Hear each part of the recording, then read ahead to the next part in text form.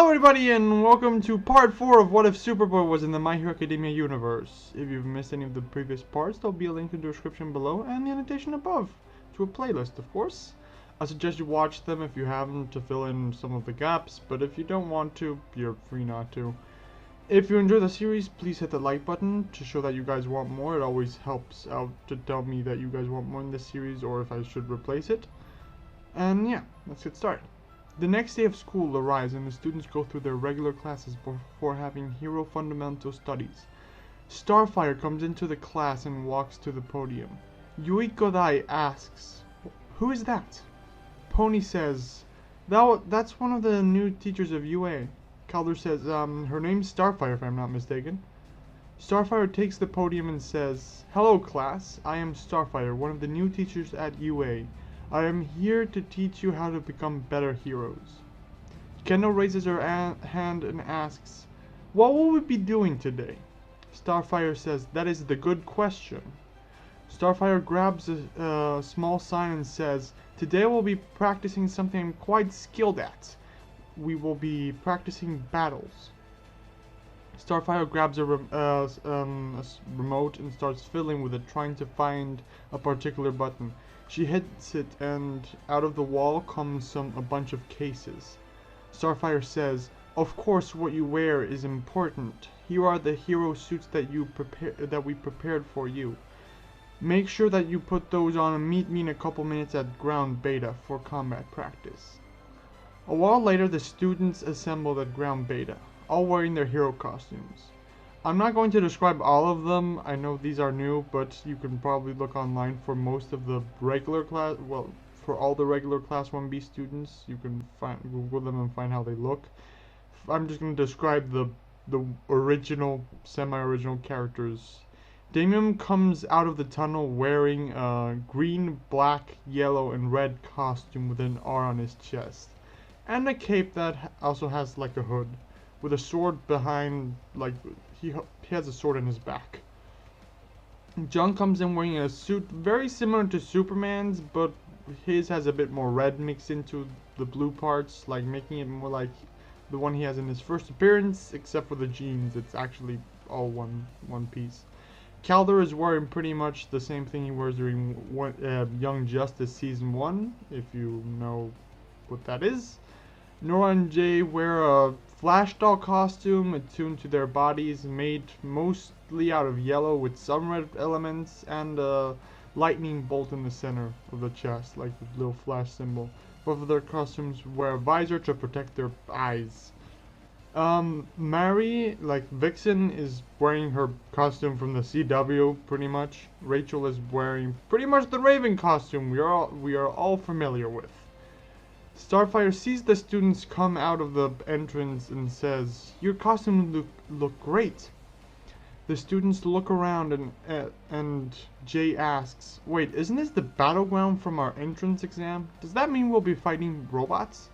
Starfire says, "No, you'll be fighting each other in teams of 2 against other teams of 2. Bojori Banda asks, "How will the teams be distributed?" Nora asks, "Can I go with Jay?" Because they're brothers, they kind of enjoy each other's company in this, yeah.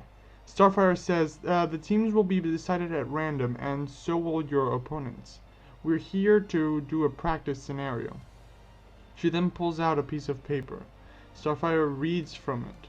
"There'll be 2 teams. One is the villains, and the other the heroes. The villains have a nuclear weapon hidden in the building. The heroes have to infiltrate the building and find the weapon. They have 50 minutes to either find the weapon and secure it by touching it, or they can capture the villains using the capture tape that will be provided. The villains win if they capture the heroes or if time runs out. Is that understood?" The class nods. Starfire says, "Okay, let's draw lots then." The teams are drawn. Team A is Nato Monoma and Norwest Allen. Team B, Calder and Jurota Shishida. Team C is Mary McCabe and Ibara Shiozaki. Team D is Itsuka Kendo and Ponitsu Nodori. Team E is Tetutetsu and Hiryurin. Team F is Bojiro, Banna, and Manga Fukidashi. Team G is Damien Wynn and John Kent. Team H is Yuzo Honekugi and Yui Kodai. Team I is Tomaru Kamakiri and Rachel Roth. And Team J is Josetsu Awase and Jay West Allen. After the teams are decided, John goes to Damien and says, "We're a team! What are the chances?" Damien says, 1 in 19. This outcome is pretty good. If we are paired up, that means we have a high chance of winning. John says, "World's finest together again, huh?" Damien says, "Sure." Starfire then says, "Now for your opponents. Be sure to remember these." She grabs a couple of lots and pulls them out. The results are Yuzo Honekugi against and Yukodai again as the heroes against Kendo and Pony, Tsunodori as the villains. Tomaru Yamakiri and Rachel as the heroes against Calder and Yurota Shida as the villains. Mary McCabe and Ibaro Shiozaki as the heroes against Tetsu and Hideaki Rin as the villains. John and Damien as the heroes against Awase and Jay as the villains.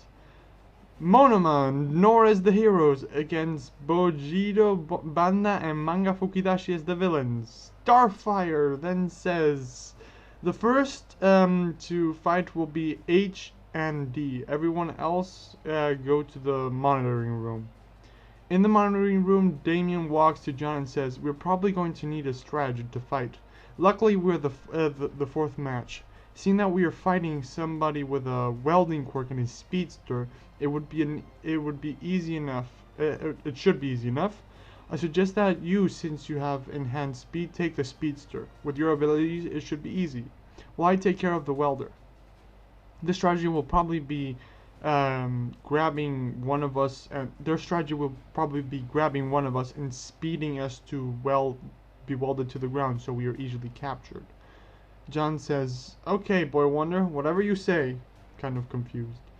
Damien says, "Don't call me that." The first match begins. Yuzo and Yui Kodai start looking for the weapon. They start looking when they reach an intersection where Kendo jumps out trying to hit them with her giant fists. Yuzo evades the attack, throwing Yui out of the way as well. They get back up, and Yui uses her quirk, shoots out some little bolts, making them big as they approach Kendo. Kendo starts deflecting them, the attacks. Yuzo tries to get close, softening the ground as he goes, but before he can get to Kendo, he is hit by a flying horn, throwing him back. They seem to talk a bit, but nothing can be heard through the monitor. Only Starfire can hear them. After a bit of talking, Yui shoots some more little bolts, making them big once she shoots them. Yuzo then goes after Kendo. Pony shoots another horn at Yuzo, but he evades, softening it in mid-air. He gets close to Pony, softening the ground around her and surrounding her with the capture tape. Kendo turns to go help, but she takes a step in the wrong spot, falling into some softened ground. And that's how the hero team wins. They basically trap the villains.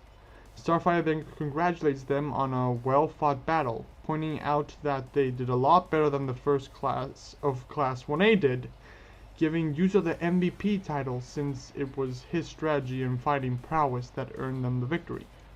After a couple minutes, the second match begins. Tomaru and Rachel enter the building. Rachel points to the roof and raises two fingers, indicating that their enemies are 2 floors up. In the monitoring room, Joey asks, "How does she even know where they are?" Damien says, "She has empathetic abilities. She is sensing where their emotions are coming from."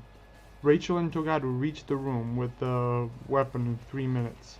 Togaru runs in with his blade quirk active, ready to attack. However, he's instantly trapped in a bubble of water, unable to move.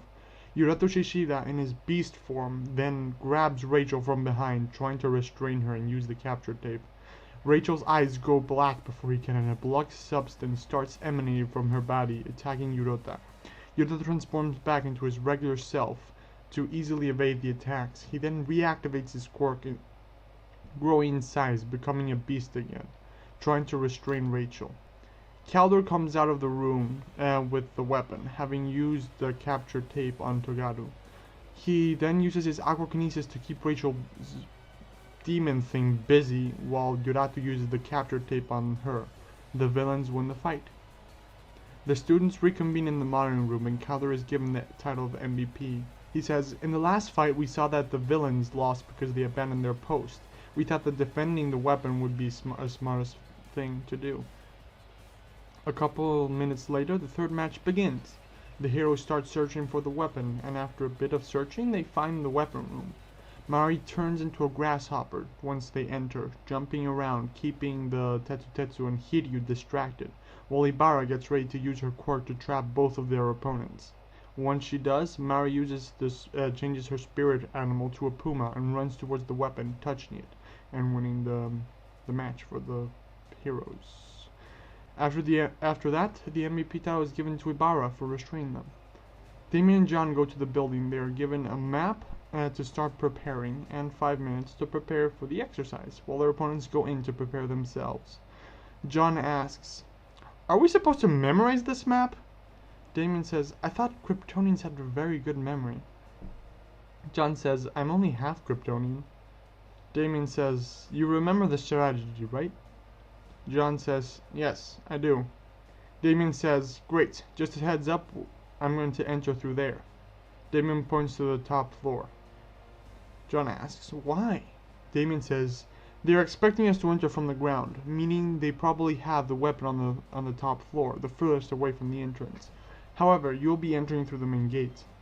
John asks, "Shouldn't we stick together?" Damien says, "The speedster's going to go after you.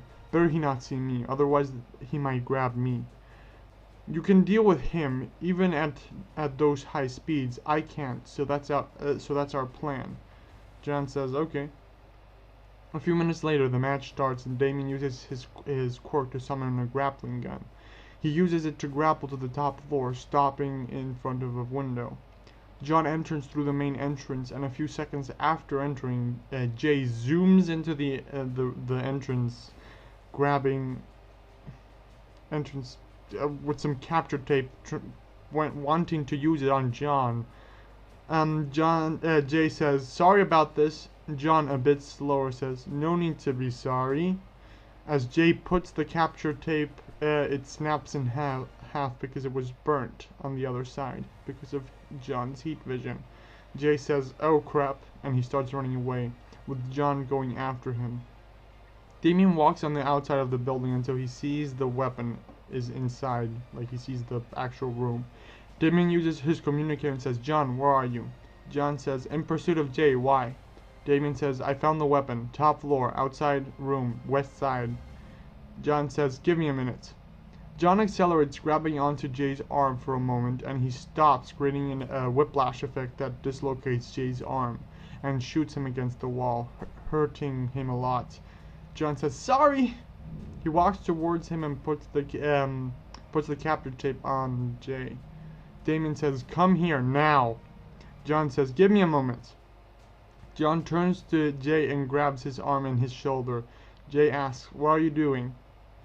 John says, "Sorry about this," and John snaps Jay's shoulder back into place. Jay screams in pain. John says, "Sorry, it would have healed wrong if I hadn't done that, and that you wouldn't have liked that." Damien says, "John, now! He'll find me, and my arms are getting tired." John says, "I'm on my way." Damien then breaks through the window, a silhouette forming as Awase turns, seeing him, terrified of what's going on, terrified of what he's seeing. John finds the room and tries to open the door, but the door is welded shut by Awase's quirk. John says, "Can't get in." Damien throws 2 batarangs at Awase, although Awase manages to evade. Damien says, "Figure it out." Damien then runs to the weapon, but Awase runs behind him, welding Damien's cape to the ground, making him trip. John then breaks the door, rushing into the room. Awase is about to use his capture tape, but before he can, Damien cuts the tape with the batarang, kicks Awase under the chin, throwing him back. John rushes to the weapon, touching it, winning the exercise. After the fights, all the students get back to the monitoring room. Both Damien and John are given the title of MVP because of their good teamwork and cooperation skills. Starfire says, "Oh, okay, that now the last match." She then gets a call and says, "Sorry, I have to take this." She goes to a corner and says, "Yes, Richard?" She listens for a moment and says, "No, I'm with your class. Why?" "We're fine. What's the problem?" "The USJ? What is happening?" "Oh, goodness. Do you need my help?" "Okay, I'll stay with them." John asks, "What's going on?" Damien says, USJ, being attacked. Class 1A is currently there, if I'm not mistaken. John asks, "What? How? Could you possibly know that?" Damien says, "Grayson called from the little that I heard from him over the call and what Starfire said. I posit that the USJ, where Class 1A is currently, is being attacked." Kendo asks, "Is everything okay?" Starfire, after hanging up, says, "Fine, let's continue the exercise." The last match is Monoma and Nora as the heroes against Bojido, Banda, and Manga Fukidashi as the villains. This one ends with the heroes winning because of their overwhelming speed, because Monoma just copies Nora's power connection to the Speed Force. After class is done, the students are sent home immediately, with all their other classes for the day being cancelled because of unforeseen circumstances. Anyway, this is where I'm going to leave it up for today. I hope you all enjoyed it. As always, if you did, please hit that like button to show that you enjoy it. And any suggestions, any comments, anything you want to see happen, or any theories, please leave them in the comments below. Until next time, have a good day, everyone. Bye!